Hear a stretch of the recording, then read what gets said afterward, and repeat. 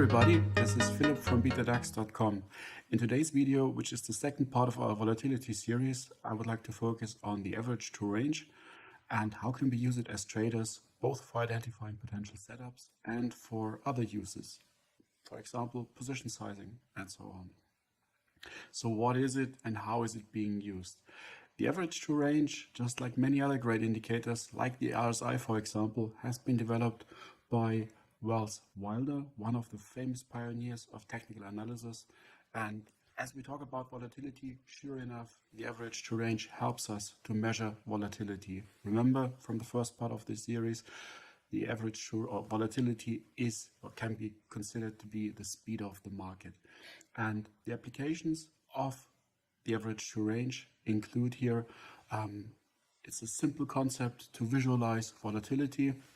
And once we can see volatility and we can get a feeling for what volatility, in which range volatility usually is, we can also detect if volatility starts to act out of the ordinary. So we can use it to detect volatility breakouts, for example.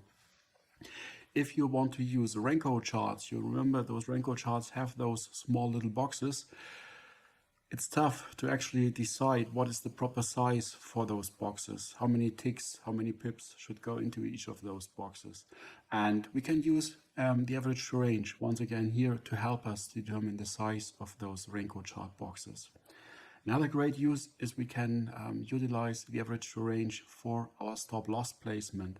And once we know about the stop loss, it's also very beneficial to use the average true range when it comes to position sizing.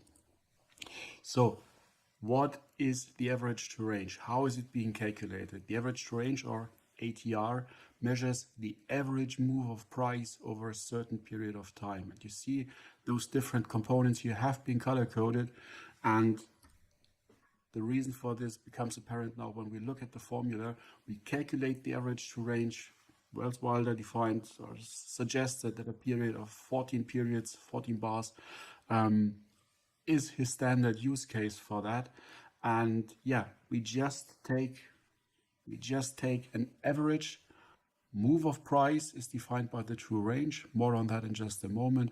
And then a certain period of time, that certain period of time here in this example is 14. But just like with other indicators, play around, have a look at different settings and see what those different settings do for your trading, for your analysis. Maybe something completely wild creates some new observations for you and generates that nice setup that you have been looking for all the time. In this example, we have been using the simple moving average, but please, you can use everything that you want to. There is no limitation whatsoever. Your imagination sets the boundaries. So SMA, EMA, HAL, you name it. Your favorite average calculation formula is definitely good enough to be used here for the ATR calculations. Now, we have an average, but now we need to know about moving of price. How does price move? And for that, Welles Wilder defined the so-called true range. Why true range? Well, the range is defined as the distance between the high and the low of a candle or of a bar.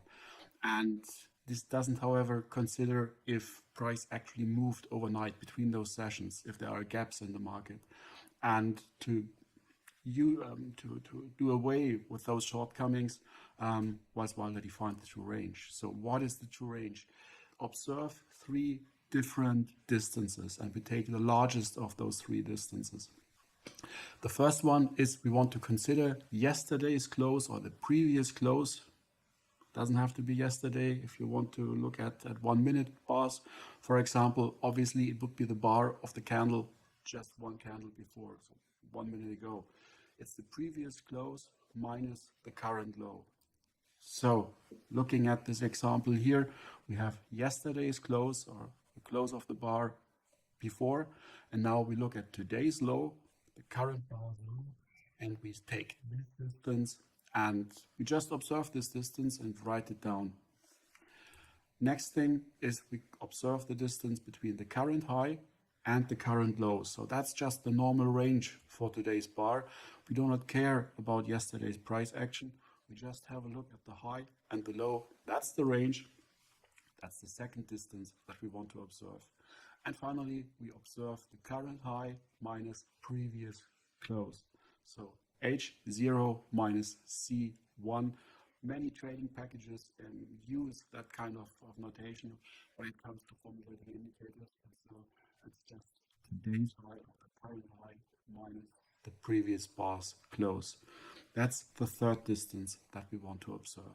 And now we just have a look at those three distances and we pick the largest of those three distances. And this is the true range.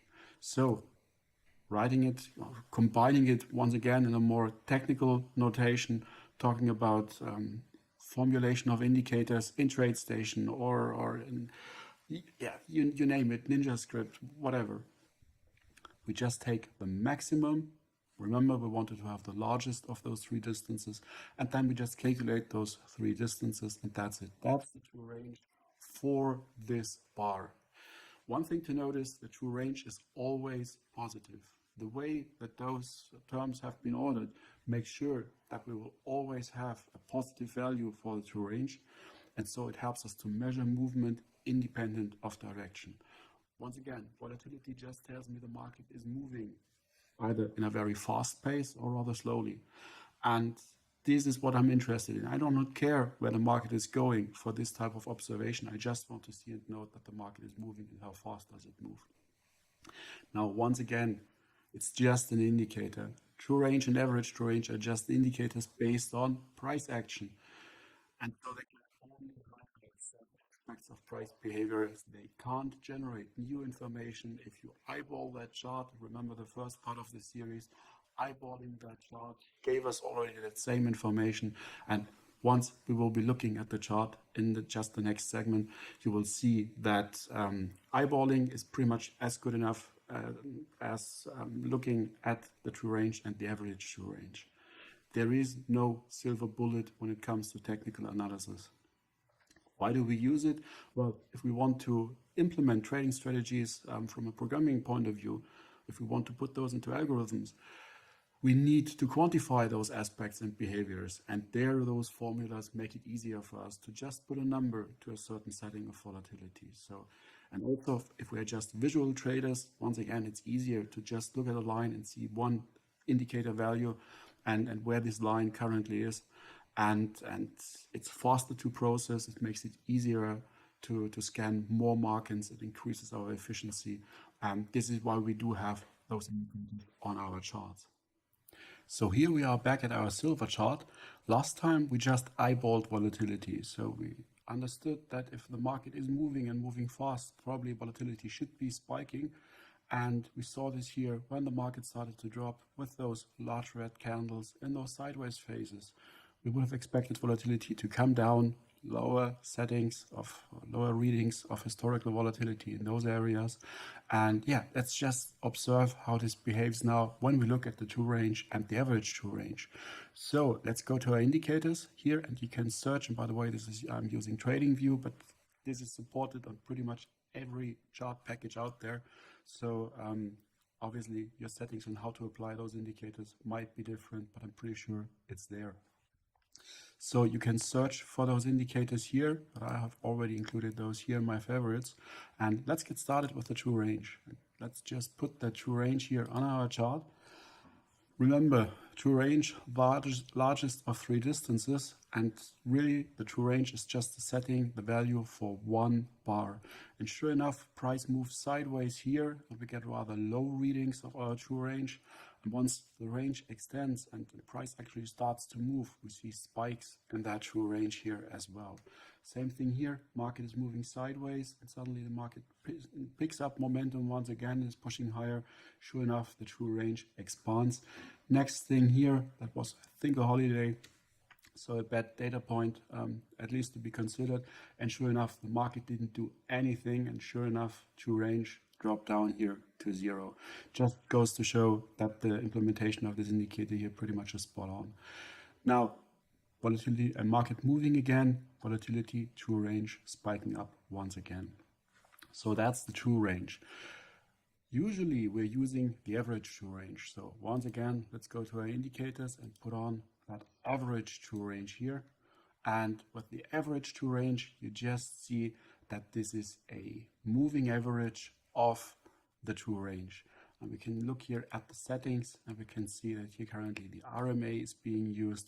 Let's switch that to the SMA and we can see now that the market is moving in this sideways phase. And yes, the ATR is still rather high, but this obviously is still because the data points for this move higher here are included.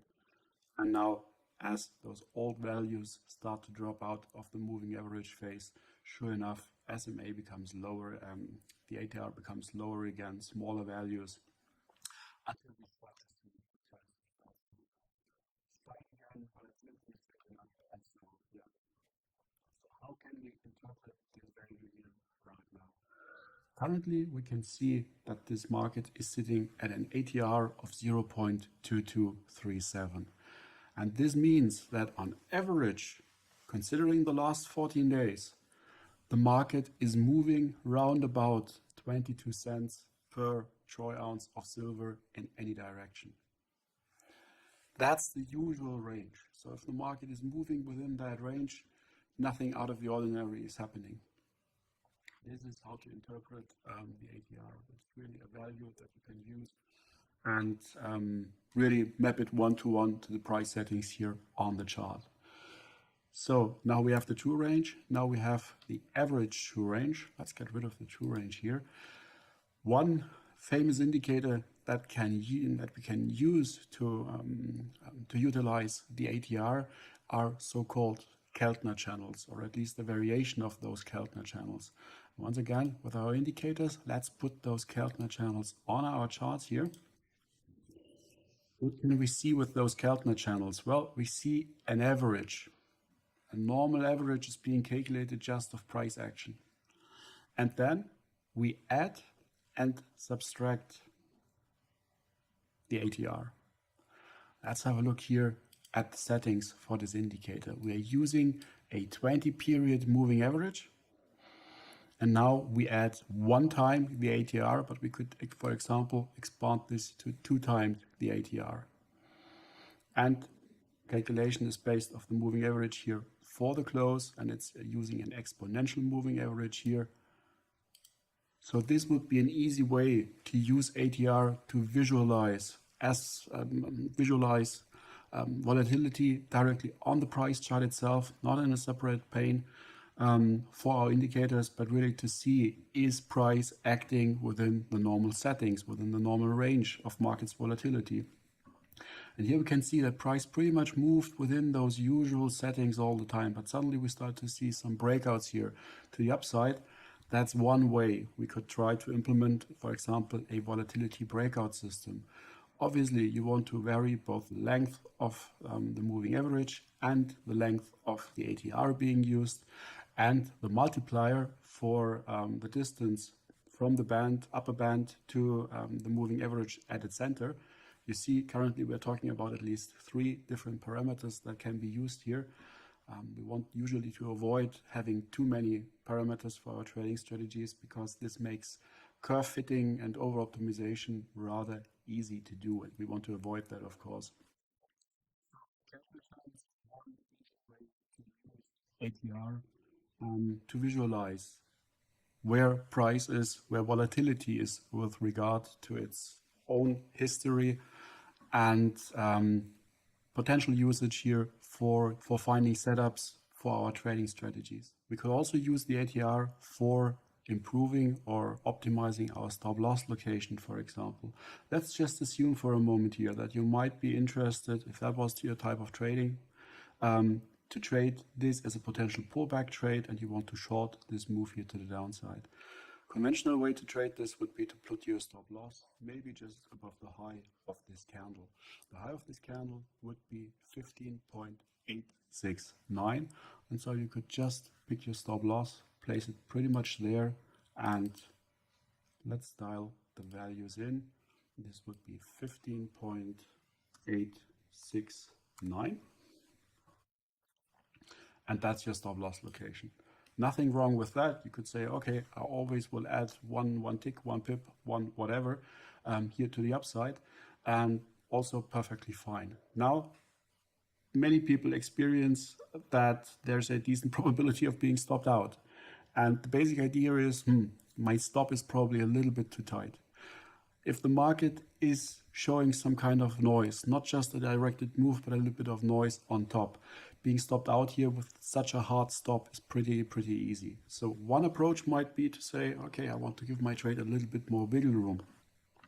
And once again, a little bit more wiggle room is understandable for a human being, but if you want to code this later on, put this into some kind of precisely formulated strategy, we will have a hard time. We need something more precise, and we can use ATR for that, because now we can say, just based on volatility, how much wiggle room do I want my trade to give? I never understand trading strategies in books which tell me always use a 5-point stop. 5 points could be quite a lot here in a certain market, while 5 points in the S&P 500 futures, for example, are absolutely nothing. You want those stops usually to be in a logical place, and you want those stops, if you want to give it a little bit more room to develop and room to play out, then you want it to be volatility based, and ATR just helps us to achieve that. At that point in time, we can observe here in the lower left that ATR is currently sitting at 0.2280. And one idea could be to say, all right, I want to give it half an ATR as potential room to breathe, so to say. So half of that 0.2286 would be 0.1143. And so I can just take my new updated stop loss location, add this 0.1143 to the high of my candle, which is 15.869, and then arrive at a price of 15.9833.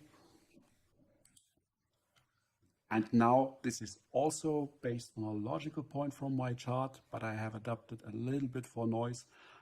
There's more room to breathe for that trade, and that would be my stop loss location if I want to use the ATR for that.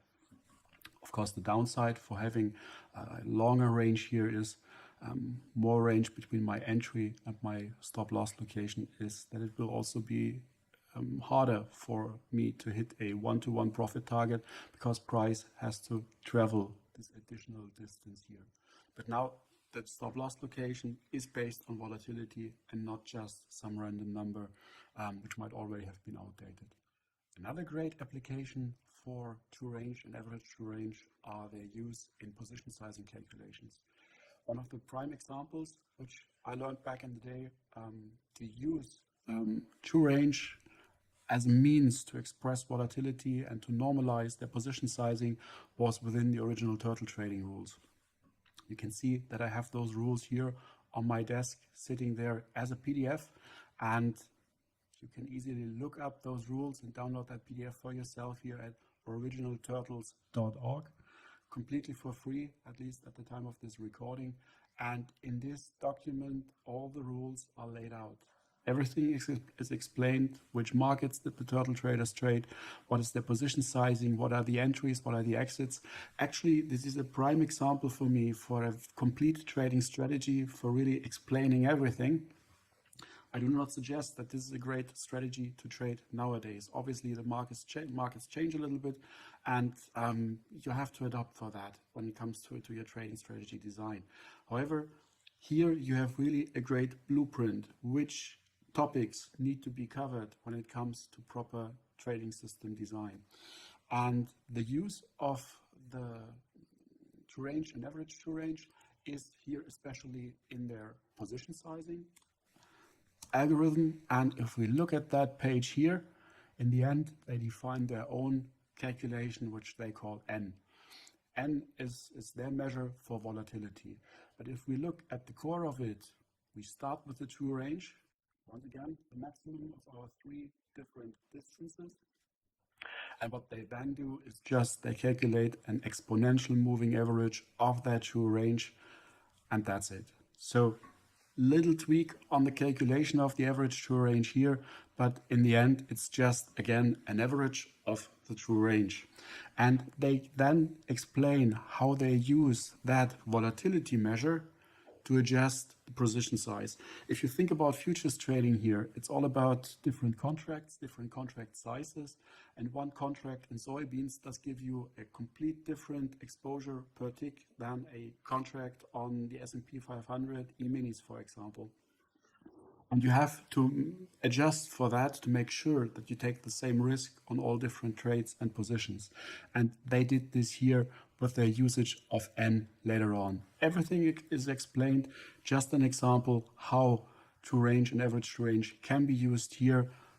If you have the time, please read that document. I think it's a great introduction to trading strategies and just to look inside the head of successful traders and how back in the day they rolled and how they approached the markets. All right, that's it from me for today. Thank you very much for tuning in. I hope you liked today's vid. If so, please do give it a thumbs up. And let me know what you think in the comments. Really looking forward to get your feedback.